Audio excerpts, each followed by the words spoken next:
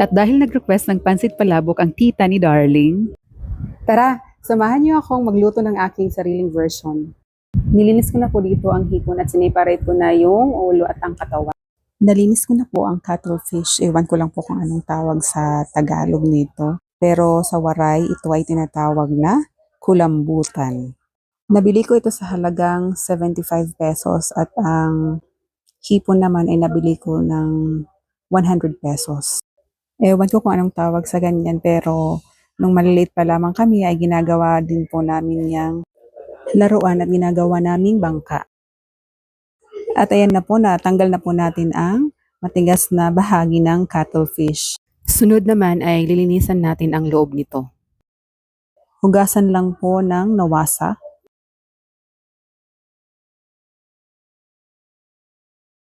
Tanggalin lang natin yung tinta. Sabi nila na mas masarap daw yung adobong pusit pag merong kasamang tinta. Kung nakikita ninyo, meron itong nakain na isda, isang buong isda. At ayan na po ang part na dapat nating tanggalin.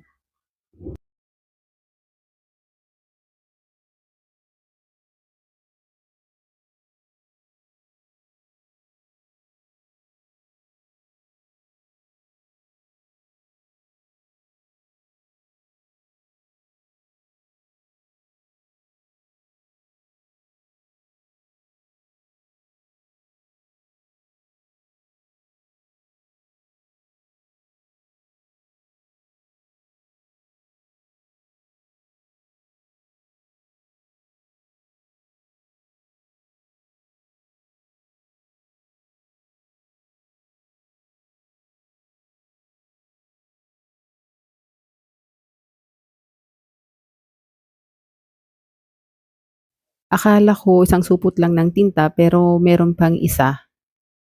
Kaya kailangan pa din natin tanggalin.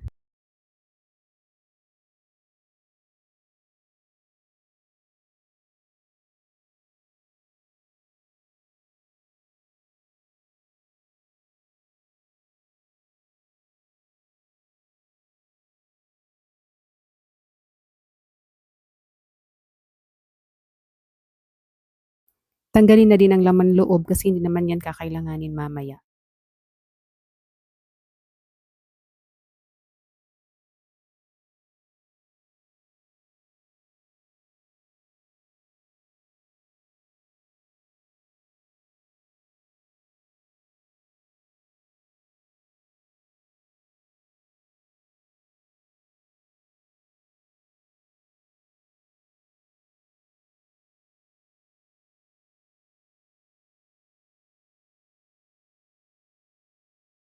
Tanggalin din natin yung ngipin.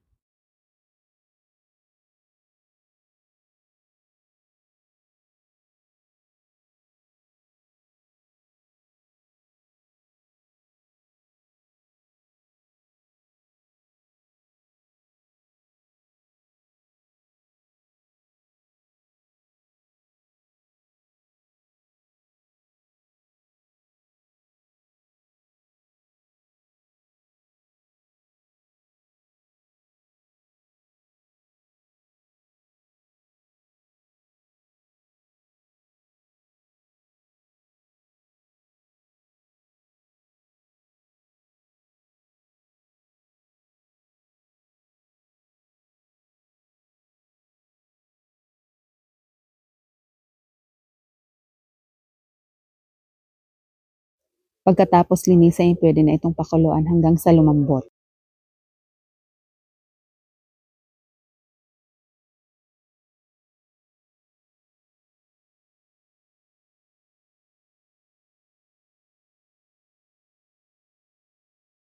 At ayan na nga at napakuluan ko na po ang hipon. I-set aside lang at gagawin nating toppings mamaya. Pero dahil sa may allergies ang aking darling, so hindi natin yon gagamitin na toppings. Lagyan lamang ng nawasa dahil papakuluan natin yan mamaya at gagawing shrimp stock. Naggisa na nga ako dito ng atswete. Gagawin nating pampakulay sa ating sauce. Pag nagkakulay ng mantika ay pwede na nating tanggalin. Nagisa na nga pala ako dito ng bawang at sibuyas. Sunod ko na din po igisa ang giniling na baboy. Isusunod din natin itong cuttlefish na ginayat ko na.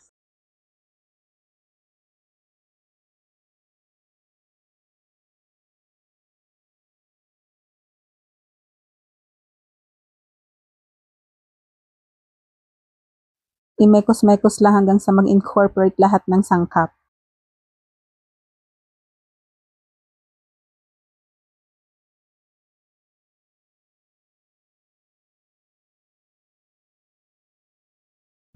Gagamit tayo dito ng Mamasitas Palabok Oriental Gravy Mix. At ngayon ay gagamitin na natin ang shrimp stock at ilalagay ang Mamasitas Gravy Mix. Sundin lang po ang package instruction.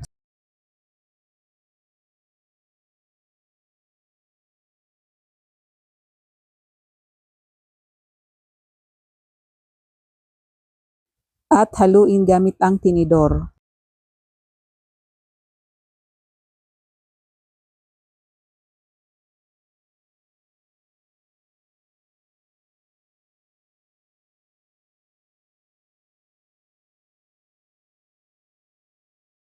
Ihalo sa ginisang cuttlefish at giniling na baboy.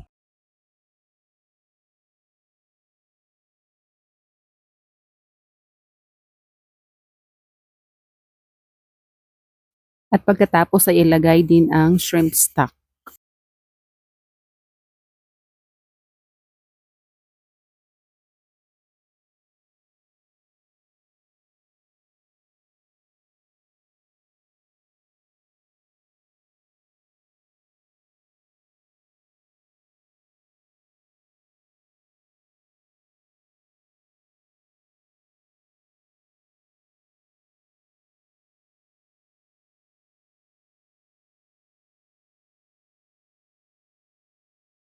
Kapag nakukulangan kayo sa lapot ay pwede din kayong gumawa ng slurry. Ang slurry ay mixture ng cornstarch at nawasa. Lagyan ng chocolate para mas malasa. At ilagay ang chicharon. Durugin muna bago ihalo.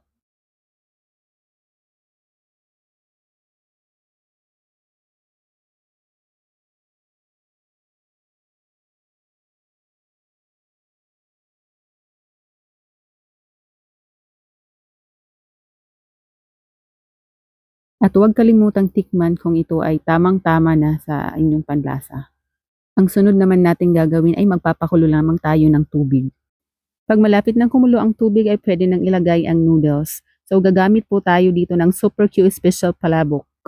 Sundin lamang po ang package instructions.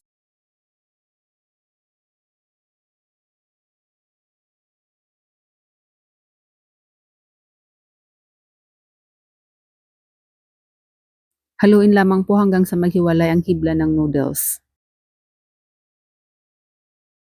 Pagluto na ay pwede na itong i-drain. Saka ihalo ang sauce. At ayan na po ang finished product. Please like and share. Maraming salamat.